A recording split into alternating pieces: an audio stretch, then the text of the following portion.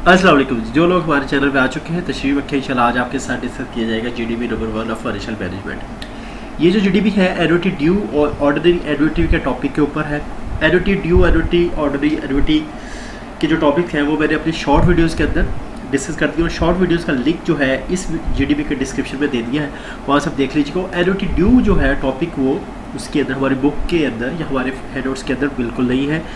Ordinary annuity के को discuss किया गया है, तो जो जीडीपी है उसके अंदर एनुटी ड्यू भी डिस्कस की जाएगी। चलिए जी चलते हैं बस वर्ड डॉक्यूमेंट के ऊपर, उस जीडीपी को डिस्कस करते हैं। अच्छा, जैसा कि जी जीडीपी को रीड करना हमारे तरीक़ाकार में शामिल नहीं है, तो आपको मैं इसका जो कोर एसेंस है लुबे लबाब बता देता हूँ कि क्या है ये। जी एक बाबा जी है, बस आप वो रिटायर हो गए, ज़ाहिर है रिटायर हो गए तो बाबा जी वर्गे हो गए, तो वो रिटायर हो गए, उनके पास कुछ पैसे हैं, वो ग्रेचुइटी के पैसे हैं, वो ना किसी जगह पे इन्वेस्टमेंट करना चाह रहे हैं ताकि इन्वेस्टमेंट करें और उनको कुछ रिटर्न आना शुरू हो जाए। तो उनके एक फ्रेंड है जो कि बड़े समझदार है, उन्होंने उनको 3 ऑप्शन इन्वेस्टमेंट के 3 ऑप्शन बताए हैं। वो अहमद साहब जो बाबा जी हैं वो कहते हैं कि 3 ऑप्शन जो तो आपने मुझे दे दिए, अभी मुझे ये बताया कि मैं तीनों में से कौन सा ऑप्शन अडॉप्ट करूँ। तो हम बड़े वो बाबा जी समझते हैं कि हम बड़े सियाड़े हैं, हम बड़े मतलब समझदार हैं, हम बाबा जी को बताएंगे अभी कि बाबा जी ये 3 ऑप्शन में से अगर ये वाला आप स्पेसिफिक ऑप्शन हम ले लें तो वो आपके लिए बड़ा सूटेबल होगा। अब वो बाबा जी को हमने ऑप्शन कैसे बताना है वो हम कैलकुलेशन करेंगे।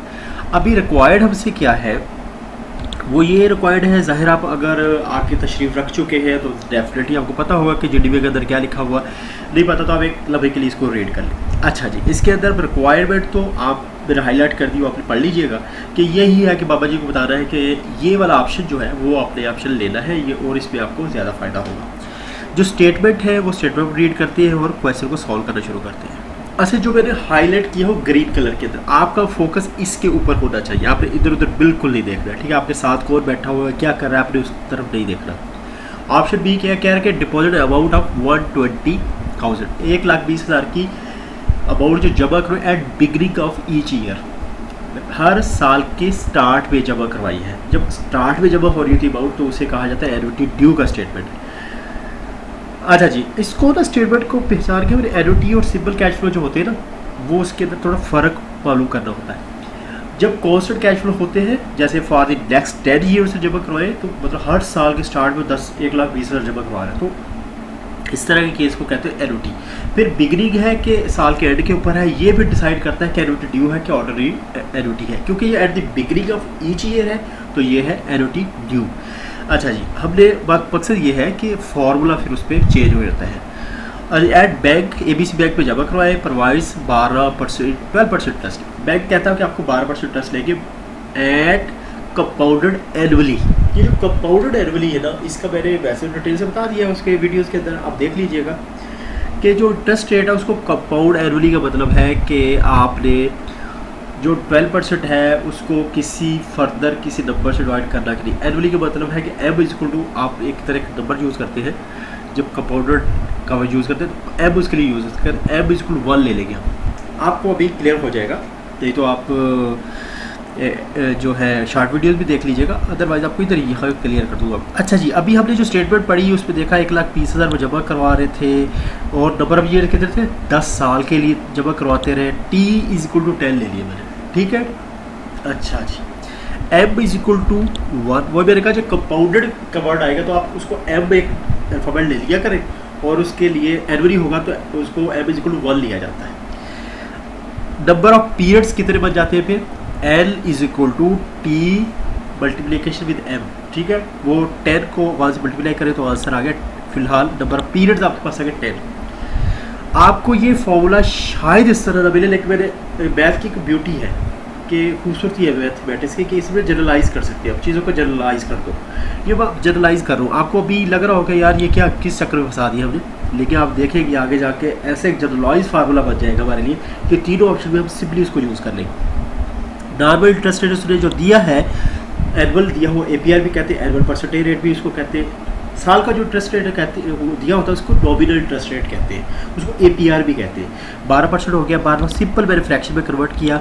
उसके बाद अच्छा, जब पीरियडिक इंटरेस्ट रेट जो होता है वो फाइंड कैसे किया जाता है, जो साल का इंटरेस्ट रेट होता है उस जितने पीरियड्स में कंपाउंड किया गया होता है उस साल को, उस या उस इंटरेस्ट रेट को, उसके साथ डिवाइड कर दिया जाता है। जैसे आई डिवाइडेड बाय एम मैंने कर दिया, सही है। एम यहाँ पे 1 है, मैंने 12 करेंगे, ठीक है, 12% को 1 करेंगे डिवाइडेड बाय, आ जाके आंसर सारा 12% ही रह जाएगा। आपको फिर वही लग रहा होगा कि भाई अगर 1 था तो डिवाइड करने की क्या ज़रूरत थी, लेकिन इसका आंसर मैं अभी आपको दे नहीं पाऊँगा। आप ऑप्शन बी और सी पे जाके आपको मेरी बात समझ आ जाएगी। आगे चलते हैं जी।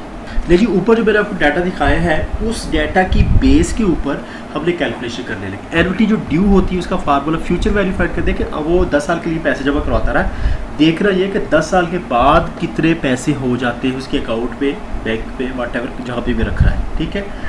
तो उसको फ्यूचर वैल्यू फाइंड करके दे देंगे। कैश फ्लो CCF होता है कॉन्स्टेंट कैश फ्लोस, ठीक है। मल्टीप्लाई किया 1 plus IP means periodic interest rate. जो आई सिंपल आई था वो नॉमिनल इंटरेस्ट रेट था। मैंने फार्मूला का जनरलाइज कर दिया, तीनों ऑप्शन में ऐसे यूज़ होगा कि पावर n क्या था, नंबर ऑफ पीरियड्स।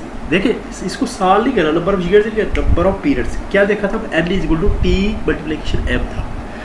ले जी डिवाइडेड बाई IP किया और मल्टीप्लाई किया 1 प्लस IP। अपने हैंड आउट सब्जेक्ट 201 के जब आप खोलेंगे और सारे हैंड आउट जब देख लेंगे तो आप फिर एंड में कहेंगे तो ये फार्मूला उसके अंदर है ही नहीं, और डेफिनेटली उसके अंदर वो फार्मूला ये है भी नहीं। तो ये इस वजह से इंटरनेट से आपको देखना पड़ेगा। अच्छा सिंपल कैलकुलेशन है, मैंने बड़े ही आसान तरीके से कैलकुलेशन कर दी है, और आप कैलकुलेशन मैथमेटिक्स आपका मेरे से अच्छा ही होगा। तो ये आप सिंपल वैल्यूज इधर पुट करें, ऊपर से जो वैल्यू मैंने डिस्कस की आपके साथ, ये वैल्यू IP के जब 0.12 पावर 10 -1 डिवाइड बाई 0.12 IP सही है, और 1 प्लस IP मीन्स 0.12। चले जी आगे आपने सारी सिंपल कैलकुलेशन करेंगे तो आंसर आ जाएगा एनुटी ड्यू का। ऑप्शन 1 चल रहा है, ऑप्शन 1 के लिए 23,58,491 ये आंसर आ जाएगा ऑप्शन 1 का। अभी हम चलते हैं ऑप्शन बी के ऊपर।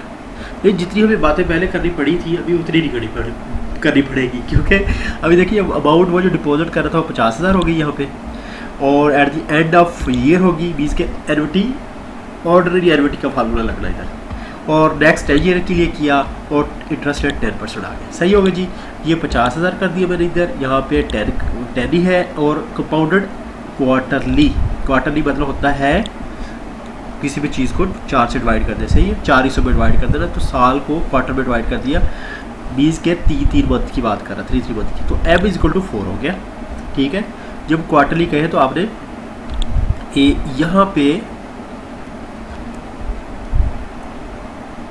इसको पीरियडिक इंटरेस्ट रेट में कर लेते हैं। IP इज इक्वल टू आई और एम। आई क्या था 10% वाला 0.10 डिवाइड बाई 4.025 आ गया। उसको मैंने आपकी समझाने के लिए, मेरे पाकिस्तानियों, मैंने सिर्फ आपको समझाने के लिए लिखा 2.5% अगेन, अदरवाइज मुझे ज़रूरत नहीं थी, ठीक है ना। तो ये आपको समझाने के लिए मैंने आसान करके लिख दिया है। आगे चल देखिए जी फार्मूला थोड़ा सा हल्का फुल्का से चेंज किया हुआ है। यहाँ पे जो फैक्टर था 1 प्लस I वाला वो मतलब डिलीट हो जाता है, ख़त्म हो जाता है ऑर्डिनरी एनुटी के अंदर, थोड़ा फार्मूला का फ़र्क है। देखिए फार्मूला जनरलाइज करने का मकसद ये था कि देखिए IP 1 प्लस IP की पावर n IP वो सारे नंबर सारे अल्फ़ाबेट्स वही नज़र आ रहे हैं आपको, ठीक है। और वैल्यूज पुट करें आप 0.025 40 लिख दिया, n की 40 में ऊपर जो कैलकुलेशन में करके दिखाई थी उसी तरह की कैलकुलेशन आपको जो ऊपर मैंने बताया है ऑप्शन बी के अंदर वैल्यूज़ उठाई थी वो वैल्यूज़ आपने लिख रही है, और जनाब इसमें सारी सिंप्लीफिकेशन जब आप कर लेंगे तो आपके पास आंसर आ जाएगा 33,70,000, ठीक हो गया जी। ये आंसर 2 हो गए हमारे। अभी ऑप्शन सी पे चलते हैं। देखिए जी अब ऑप्शन सी पे पहुँचे तो हमने जो अमाउंट थी CCF वाली कॉस्ट कैश फ्लो वाली वो जमा करवा रहे अहमद जी बाबा जी जो थे वो जमा करवा रहे हैं 1 लाख रुपये, और 10 ईयर्स के लिए जमा करवा रहे हैं, 10% इंटरेस्ट है, और कंपाउंडेड सेमी एनुअली मतलब होता है इसको देखिए बाई एनुअली भी कहते हैं, बस साल में 2 मरतबा, और सेमी एनुअली में सेमी भी ये होता है कि साल में 2 मरतबा। इसको इस केस के अंदर सारे नंबर्स वही रहेंगे और m इक्वल हो जाएगा डिवाइडेड बाई 2, सही है जी। और यहाँ पे नंबर ऑफ पीरियड्स क्या आ जाएगा T मल्टीप्लाई m, और ये बन जाएगा 20 का फिगर, और यहाँ पे IP हमने IP आपने हर बार कैलकुलेट करना है। IP के कैलकुलेशन में IP is equal to I और M 0.10 डिवाइडेड बाई 2, और आ गया 0.05% या सॉरी 0.05 फ्रैक्शन में, और 5% आ गया। अभी देख लेते हैं ऑप्शन सी की कैलकुलेशंस। ले जी आप फॉर्मूला पे गौर करें, तीनों ऑप्शंस में सारे अल्फ़ाबेट वही रखे, थोड़ा सा कैलकुलेशन को चेंज किया और ऑप्शन को वही चीज़ चेंज करते हैं। एनुटी ड्यू और एनुटी ऑर्डिनरी एनुटी के फॉर्मूले में डेफिनेटली डिफरेंस है। डिफरेंस होगा तो कुछ कैलकुलेशन में फ़र्क आएगा। देखिए वैल्यूज़ दोबारा पुट कर दें। ऑप्शन सी वाली वैल्यूज़ आपने पुट करी यहाँ से, ये देखिए 1 लाख आ गया, 1 + 0.05 की पावर 20 आ गया, -1.05 कैलकुलेशन कर रही है। यही देख ले कैलकुलेशन, सिंपल, कोई स्टेप नहीं छोड़ा हुआ। और इसके बाद आपने जब थोड़ा नीचे आते हैं तो आपको ये पूरा आंसर मिल जाता है, जो बन गया 33,06,400 रुपये। ठीक, अभी हम बाबा जी के लिए हमने तीनों कैलकुलेशन कर दी है और हम इस नतीजे पे पहुँचे हैं कि जो ऑप्शन 2 था, ऑप्शन बी जिसको कहते हैं, वो बेस्ट था बाबा जी के लिए। वो क्या था, 33,70,000 रुपये बाबा जी को 10 साल में दे रहा था, जिस हिसाब से वो ऑप्शन दे रहे थे। ऑप्शन 2 के अंदर जो भी हमें वैल्यूज़ दी हुई थी। अभी ये जो ऑप्शन 2 के अंदर आखिरी लाइन जो मैंने लिखी हुई है जी, ऑप्शन 2 बेस्ट है और ये इतने देगा, इसको आप अपने अंदाज में जिस तरह मर्जी लिख लें। इसके अंदर 2 लाइनें लिख लें, 3 लाइनें लिख लें। ये वो बता रहे हैं कि आपको कंपैरिजन आपकी कैलकुलेशन की बेस पर अपनी कंपैरिजन करके देना है। मैंने आपको आंसर बता दिया, बाकी आप इंग्लिश आपकी मुझसे ज़्यादा बेहतर है, आप जो मर्जी इस पर बैठ के लिखते रहें। ये जी बाबा जी के लिए ऑप्शन बी बेस्ट था। चले जी, नेक्स्ट वीडियो के अंदर मुलाकात होती है, तब तक के लिए अल्लाह हाफ़िज़, अस्सलाम वालेकुम।